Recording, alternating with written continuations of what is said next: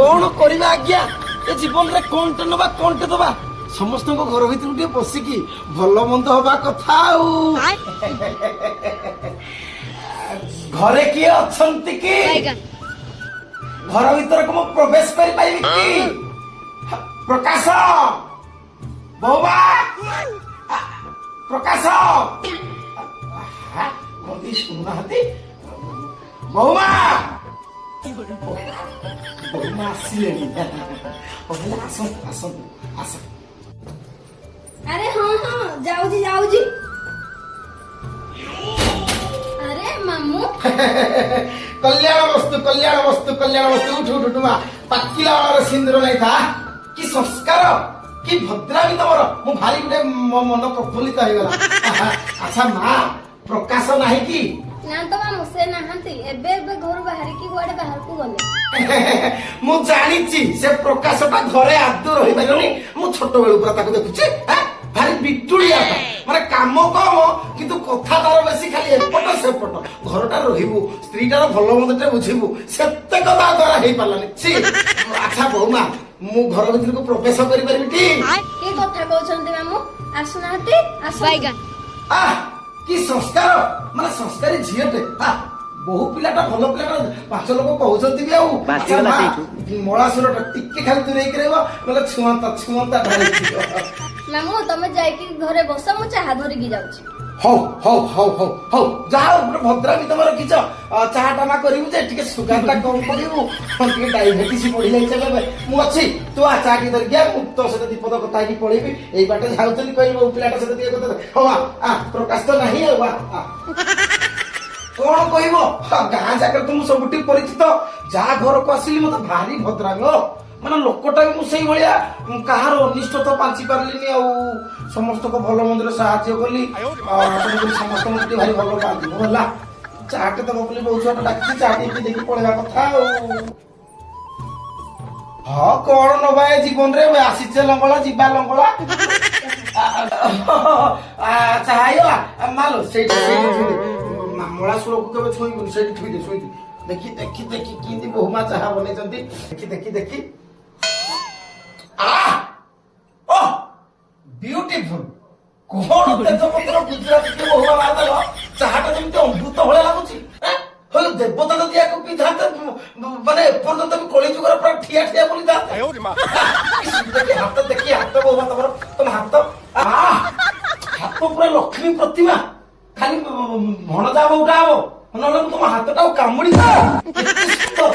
एते टेस्टी चा मो जीवन रे पी बासी गला सेठू कोन पई आसीथिले तो काई कहिलेन होइलो मा कोन तो घर को आसे मते बाडवता अछि कि सेमिति कथा नै प्रकाशटा को मु छुआ रुचि निछि जोठी देखले मामू बोली कुंढई बोले नाना लोक नाना प्रकार रो कथा ता विषय करछंती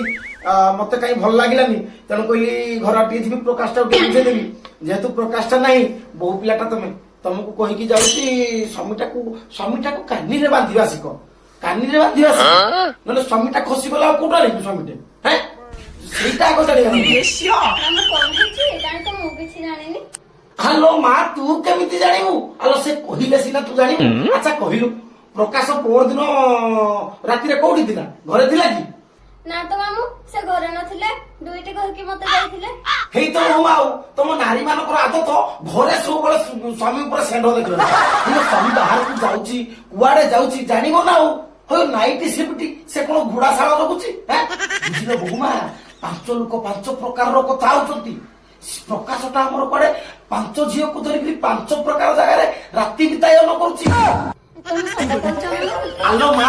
मिछ कोइ कि तो संसार जानिले मते कोनते मिलिबो खाली कोन सेति की मु कुआडे सुनिलिनी प्रकाश गां जाकटु धारे बाडी करके खाई सा संसार भासी गला हेई तो पूरी सेठी भूल करदेलु कहिलु मो संसारटा भासी गला आलो मा तो संसार आ भासुनी भासीले तो कुळरे लागिबो तो संसार ऑलरेडी बुडी सरलानी बुझिलु मा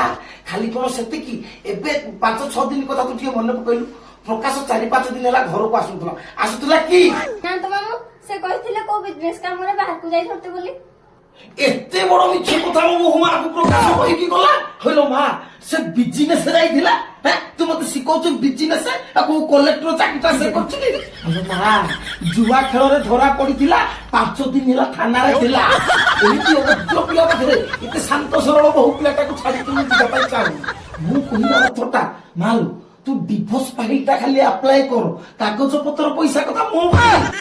କାହିଁ ଡରୁଛୁ ତୁ କିଛି ଡରିବୁନି ଆଉ ଆଜିକା ଦୁନିଆରେ ନାରୀ ବହୁତ ଆଗରେ ତୁ କାହିଁ ତୋ ସ୍ୱାମୀକୁ ଡରିବୁ ସେ ଜୁଆ ଖେଳିବ ସେ ଝିଅ ଧରିକି ବୁଲିବ ସେ ମଦ୍ୟପାନ କରିକି 5 ଲୋକରେ ହଇରାଣ କରିବ ତୁ କାହିଁ ଦୁଃଖ ବୋହିବୁ କିଛି ଡରିବାର ନାହିଁ ତୁ ଖାଲି କହ ଓକିଲଟା ଧରିକି ମୁଁ କେବେ ଆସିବି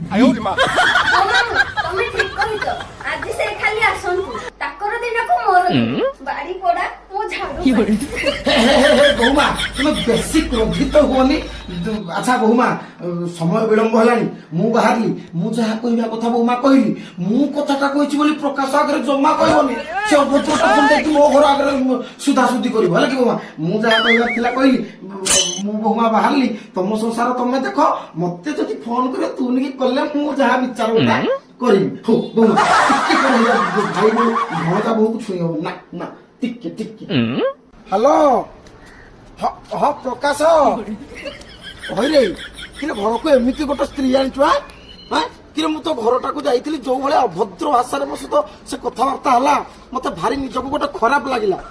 ହଁ ପ୍ରକାଶ ତୁ ଘରେ ନଥିଲୁ ମୁଁ ତମ ଘରକୁ ଯାଇଥିଲି ତୋ ସ୍ତ୍ରୀ ଭାରି ଗୋଟେ ଉଦଣ୍ଡି ଟାଇପ ର ହଉଛି ମତେ କାହିଁ ତା ବିହେଭିୟର ମତେ ଠିକ ଲାଗିଲା ନା ଏମିତି ଅଭଦ୍ର ନାରୀ ମୁଁ ମୋ ଦୁନିଆରେ ଦେଖିନି ଆଚ୍ଛା ହଉ ପ୍ରକାଶ ତୁ ତୋ ସ୍ତ୍ରୀ କି କିଛି କହିବୁନି ହେଲା ସେ ଭଲ ହଉ ଖରାପ ହଉ ମୁଁ କାହିଁ ତୁ କାହିଁ କିଛି କହିବୁ ମୋ ପାଇଁ ତମ ସଂସାରଟା ଉଜୁଡି ଯାଉ ସେଟା ମୁଁ ଚାହେଁନି ନା ନା ହଉ ବାପା ରଖିଲି ଆଜ୍ଞା କଥା କଣ କି କାହା ଘର ଭାଙ୍ଗିବା ପାଇଁ ମତେ ଭଲ ଲାଗେନି କିନ୍ତୁ ସ୍ୱାମୀ ସ୍ତ୍ରୀ ଭଲରେ ଚଳିଲେ ମୋ ଦେହରେ ଯାଏ ନା